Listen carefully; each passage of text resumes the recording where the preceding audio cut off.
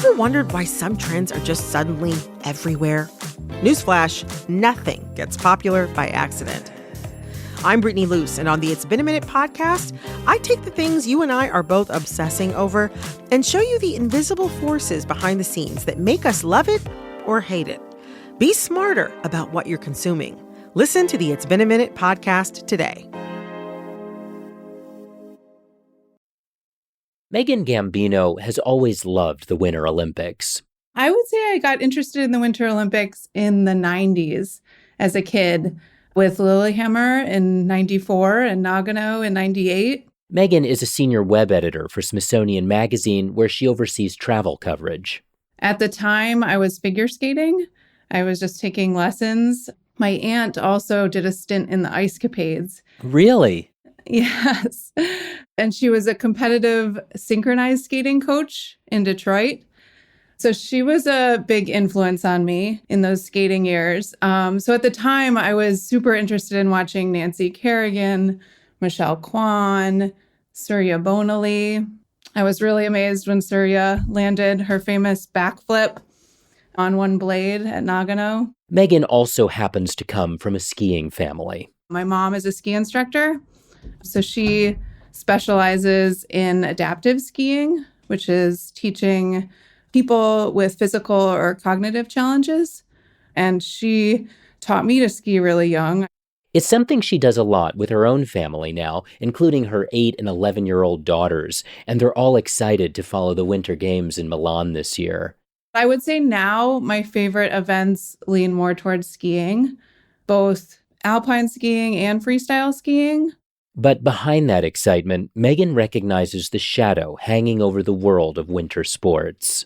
I think climate change will really affect what cities can host the Winter Olympics. It already is. It's becoming more and more challenging to find cities and areas of the world capable of hosting these events. The hosts are relying more on making snow. And it's not just the Olympic Games that'll have to adapt. Megan recently edited a piece for Smithsonian Magazine by writer and fellow skier Anna Fiorentino. She wrote about how melting permafrost in the Alps is threatening all kinds of tourism in that region year-round, not to mention the daily lives of residents. Anna's reporting focused on a network of huts high along the French, Italian, and Swiss Alps. There are about 3,000 hiking huts across the Alps, and about half of them are staffed by national alpine clubs to provide food and safety and lodging. Most of the huts date back to the second half of the 19th century. Alpine clubs sprung up in Europe as climbers were making first ascents of major peaks in the Alps in the 1850s and 1860s. This period is often called the golden age of alpinism. And as this mountaineering was happening, adventure tourism was on the rise as well. And so there was this need for a network of huts like these to support hikers who were doing multi-day treks, who needed stops and support along the way. How would you explain the issues that these hiking huts are facing? As the region warms from climate change, the ground underneath the huts is becoming more unstable. Permafrost is frozen ground that stays frozen, generally speaking, in high alpine areas. And this permafrost is like a glue that holds rock formations together above elevations of 7,500 feet. But it's thawing and it's turning from ice to mud. And as it's doing that, the Alps are experiencing more rockfalls and avalanches. Flooding. Yes, flooding. The rocks, the avalanches are slamming into the huts. They're covering trails that lead to the huts. And the foundations of the huts are crumbling. Ironically, the warming weather causing this geological instability is also what's drawing more people to the region. There have been record number of tourists in the Dolomites, like last summer. But with more tourists, there's more accidents. Search and rescue operations are up too. And The future of guided mountain tours is at risk, really, because mountain guides struggle to afford the extra insurance they need to lead people on these tours in riskier terrain. So the cost of trips is going up, and the guides are considering moving outside the Alps to other places that are safer. But yes, generally speaking, tourists have to expect for more flexibility and more detours. I'm wondering, when you were in contact with Anna, who was writing the piece, what was she telling you about what she was seeing while she was there and sending dispatches from the Alps? She had some detours in her 2 weeks. She was delayed on one day and rerouted. And then another time she was hiking and she started hearing crackling and rocks falling behind her. Oh, my goodness. And luckily it was just a few rocks tumbling, but it was a scare for her and just what hikers have to come to expect. It sounds pretty unpredictable and dangerous. It is. One of the hut guardians had told her, there's always a risk in hiking in high alpine areas. This is adventure tourism, but those risks are going up. From Smithsonian Magazine and PRX Productions, this is There's More to That, the show that climbs mountain peaks to look upon the shifting landscapes below. I'm Ari Daniel. In this episode, we take a cue from the Winter Olympics and head to the Alps to learn more about what's happening to those mountains and why it matters. Stay tuned.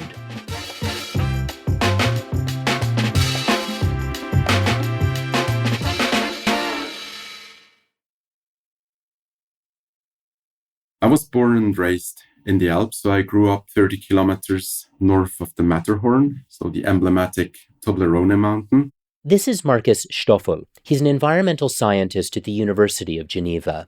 His research focuses on how the climate is changing in high mountain environments and its impact on the stability of the mountains themselves. Basically, he studies the places he loves, their strengths and their vulnerabilities. Alps are gigantic summits, black and white, so rock and ice. And under these high summits, we have the lush green mountain meadows, the forests. And then in the valley floors, nowadays, we have the rivers, we have roads, we have tourist infrastructure. And we have in winter, all the winter tourism with skiing, cross-country skiing. But in summer, we also have the hikers that are in the mountain valleys. If you go a bit off the beaten track, you can see bearded vultures in the sky, where you can see ibex up on the steepest cliffs of the mountains. So you have both contrasts. So the main tourist areas with all the cable cars, but then you also have the remote places where you can hike and you're basically on your own.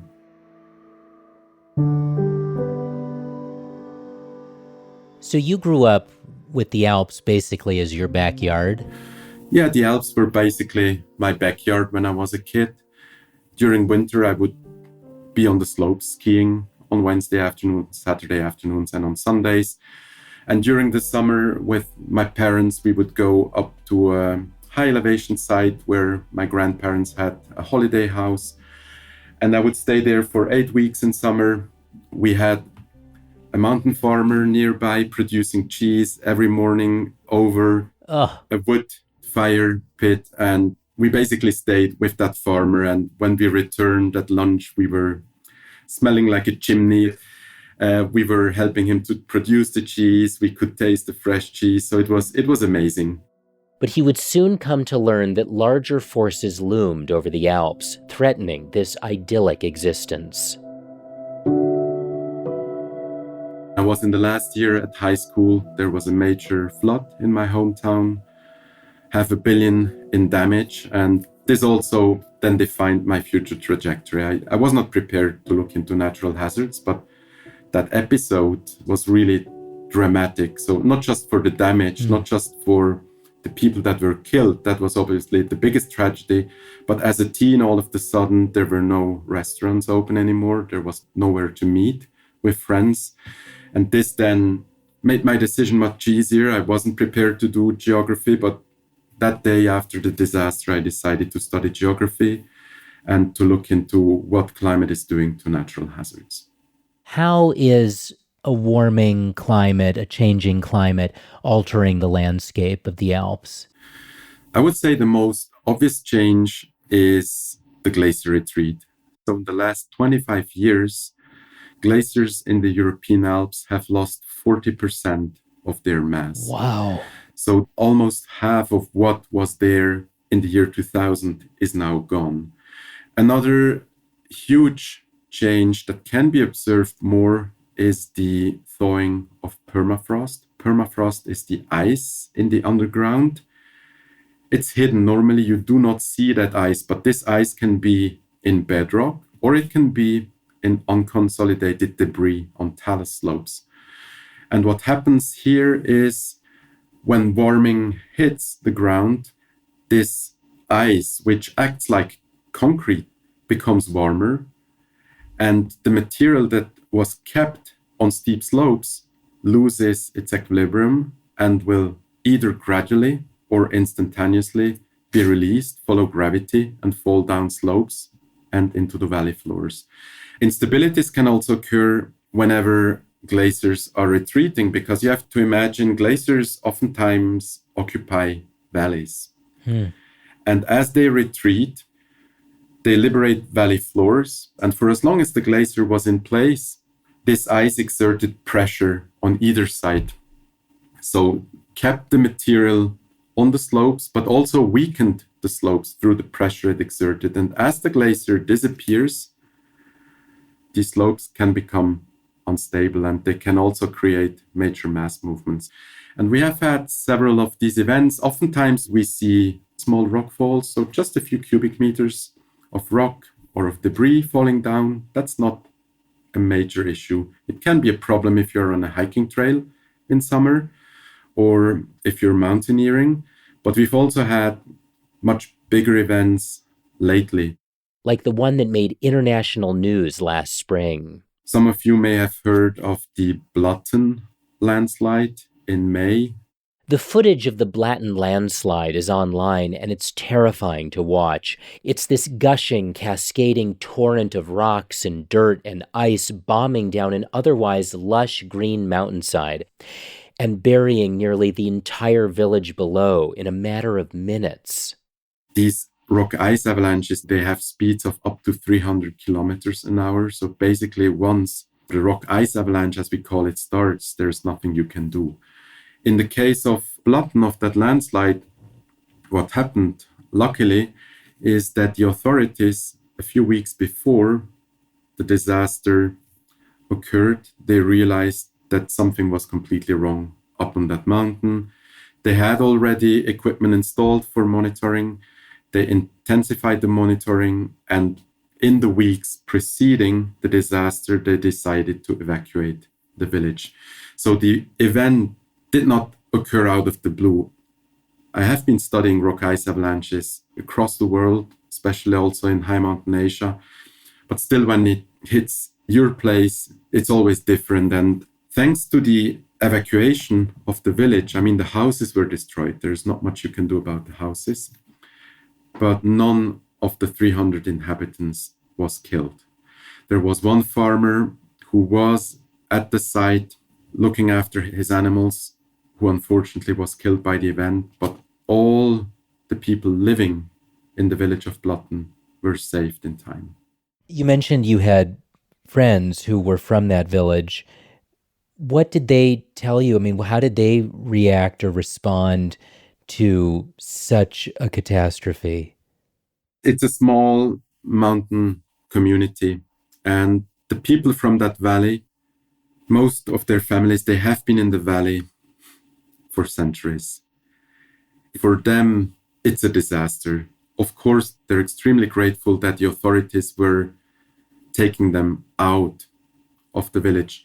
At the same time, they had to leave their houses. They had like 30 minutes between the moment when they were alerted and by the time they had to be out of the village. So basically, my goodness, no time to take whatever you have at home. So It's not just the houses they've lost. It's not just their hometown, which doesn't exist anymore.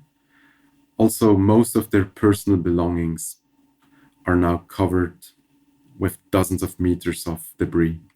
They also lost everything that reminded them of their ancestors, of their families, of their parents or grandparents, and not knowing whether they could ever go back to the village. Building space in the valley is very limited. Will there be tourism again in the future? Because except for a few farmers, there's not much to be done. So you rely on tourism. Tourists want to come back, but the hotels are also destroyed. So it's a very difficult situation for them.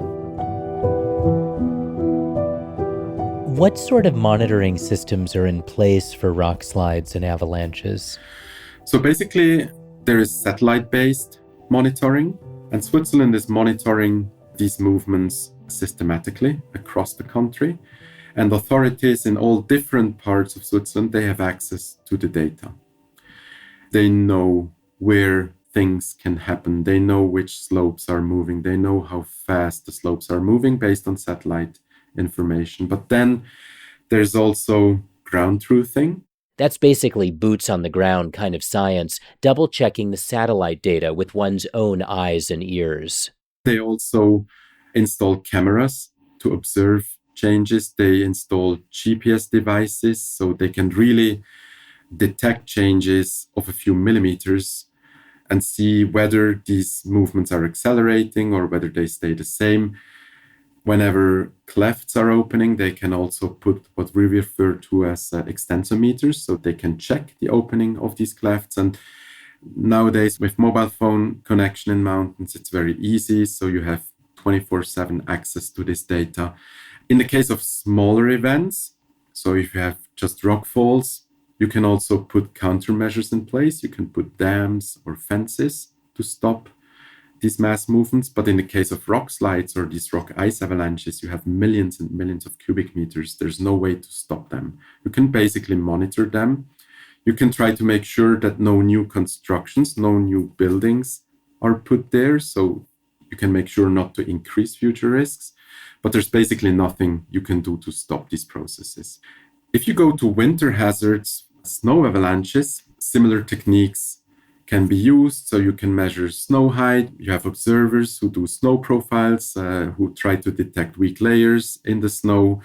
In Switzerland, we have blasting. They also do it in Italy. So whenever we have critical situations, they would take TNT, go to specific localities with a helicopter, release the TNT and trigger avalanches artificially. So to make sure that there's not too much snow accumulating, so you can get a number of smaller avalanches down the slopes rather than waiting for a big avalanche to trigger naturally and then potentially cause huge damage.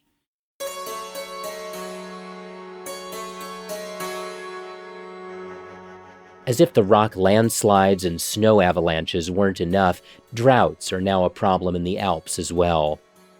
This winter, December was extremely dry in the Alps, basically no precipitation. So in some of the regions, not too far away from where the Winter Olympics will take place, in Engadin, that's in the Swiss Alps, the lakes were frozen because temperatures dropped quite drastically up there, minus 25 degrees Celsius sometimes.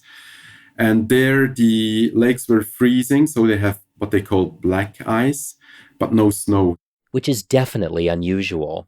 Alps tend to get most of the precipitation in winter. Summer is drier. So far, this lack of precipitation in summer was compensated by the melting water from snow and from glaciers. But as glaciers are getting smaller and smaller, and as snow is also melting earlier, we may not have that water in the rivers anymore. So you have summits which still have glaciers, but down in the valleys, you may be facing drought conditions in the Alps. And I should maybe say, on a global average, climate change so far has led to a warming of roughly 1.5 degrees Celsius. In the European Alps, for Switzerland, for instance, we are already at 2.8 degree warming. Wow. So high elevation sites and polar regions are warming much faster than the global average. I'm wondering, how do you think sports tourism to the Alps will have to shift as the landscape and the terrain continues to change? We'll have to adapt to climate change because several of the tourist stations, especially those who are located at low elevations, they will not have the snow in the future to maintain their ski resorts. And artificial snow can only be produced when temperatures are close or below 0 degrees Celsius. And in a warming climate, the windows that you have for artificial snow production is getting smaller and smaller and smaller. In summer, as a result of instabilities on slopes, different trails have been closed because municipalities cannot guarantee for the safety of tourists anymore. So the Winter Olympics, they're taking place right now in the Southern Alps. And I'm wondering if you can just reflect on how all these changes to the landscape that you've been describing might be affecting them. I think the key challenge for the Winter Olympics taking place now is the snow. They prepare enough snow, oftentimes artificial snow, ahead of the events to be prepared. But the use of artificial snow is, at best, controversial. I don't like artificial snow. So whenever you ski on a slope, you can tell the difference immediately. It's not the same snow. That said, over the past few years, I would have been many days at home rather than on the slopes had there not been artificial snow. So with climate warming, running a resort without artificial snow is becoming increasingly difficult. There's also the question of whether artificial snow is the best use of limited water resources. In a mountain environment where water scarcity is becoming more of an issue, producing snow comes with a series of ethical questions. What is the priority? Do we use the water for the local population? Do we use the water for hydropower, electricity production? Do we use the water for agriculture? Or do we use the water in winter to produce artificial snow? So for now, most stations are still in a situation where they do not need to ask that question too much, but that will soon change. Also, whenever you produce artificial snow or whenever you prepare slopes for skiers, you're compacting the snow, and the snow will stay longer along these slopes. And this has clear consequences then also on the flora, so on the vegetation, and on the biodiversity. Everything comes with a cost. Might the future of the Winter Olympics themselves be at risk, where we can't have certain activities like downhill skiing or other things that really rely on cold weather? There will still be resorts at higher elevation which will have enough snow for the Winter Olympics, even as we go into the second half of the 21st century. I think what the International Olympic Committee should rather consider is whether it makes sense to go to new places every time, or whether they should rely on stations where the infrastructure already is in place, stations that are located at high elevations, and where the environmental footprint of the games would also be smaller. At higher elevations, you need to produce less artificial snow. There's more snow there naturally. You need to put less chemicals, salt, water, whatever, to get the icy conditions on the slopes. I think that would be something that if I would be asked by the International Olympic Committee what to do, that would be my recommendation. But to be completely honest with you, when it comes to skiing, I'm a fan like many others, and I see the athletes, and I don't see climate change so much, at least not during the race. Maybe before, maybe after. Megan Gambino, the Smithsonian Magazine editor and winter sports enthusiast, is also familiar with setting aside climate anxieties to just enjoy the Winter Games. She plans to watch with her kids, and they're geared up. I like to watch it all. I'm a very competitive person. I was always involved in sports, so I like to learn about new sports too. And so even if it's curling, I like to brush up on even the if rules. It's curling. Yeah. But as a parent, she's well aware that her children will face a rapidly changing future, and they might not have forever to enjoy the sport she's taught them to love. They don't have to travel to the Alps to feel the effects of climate change. I would say for me, locally here in Connecticut, it's been that local mountains have invested more in snowmaking equipment to extend their ski seasons. And it's working. I mean, this year we started earlier than ever in December, and it was all on snow made during a stretch of cold nights. So I think, with less snowfall, that's what a lot of mountains are doing. I think out west right now in the Rockies, resorts are experiencing a snow drought. There's warm temperatures and very little snowfall. We have a trip planned for Steamboat in Colorado in March. And I think more than ever, we have our fingers crossed. And her kids are keyed into these changes. I think they're very aware of the snowmaking like we're talking about, and they're feeling those differences under their skis and like hoping for natural snow. And it will be more and more a conversation for them, obviously. We started them at 2. We want them to love the sport. And I think we will feel a challenge of finding the best places to do it heading into the future. And that does make me sad for something that brings us so much joy. To read Anna Fiorentino's piece about the impact of melting permafrost and glaciers on the hut system of the Alps, visit smithsonianmag.com. We'll put a link in our show notes. On the next episode of There's More to That, we'll honor the 250th birthday of the United States by exploring a new interactive map that Smithsonian Magazine has created containing sites worth celebrating around the country. If you like this show, please consider leaving us a rating and review on Apple Podcasts, Spotify, the iHeartRadio app, or wherever you get your podcasts. It helps new listeners find the show, and we'd appreciate it. There's More to That is a production of Smithsonian Magazine and PRX Productions. From the magazine, our team is me, Debra Rosenberg, and Brian Wolly. From PRX, our team is Ali Budner, Cleo Levin, Genevieve Sponsler, Sandra Lopez-Monsalve, and Edwin Ochoa. The executive producer of PRX Productions is Jocelyn Gonzales. Our episode artwork is by Emily Lankowitz, fact-checking by Stephanie Abramson. I'm Ari Daniel. Thanks for listening.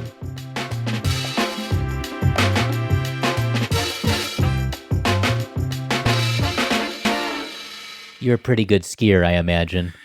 Well, I never made it to the World Championships. I was never doing competitive skiing, but I feel pretty much okay on each and every slope. So there are not many limits when it comes to skiing. Yes, but I'm not a professional, certainly not. I like how you're thinking that, well, you're not as good as a world champion, but that must mean you're still probably pretty great. I'm doing pretty much okay, but if now some of my colleagues will listen to the podcast, they will laugh out loud because they're certainly better than I am. So I'm certainly, for Swiss standards, I'm probably an average or slightly above average skier. For international standards, I'm probably a very good skier. It's a matter of perspective.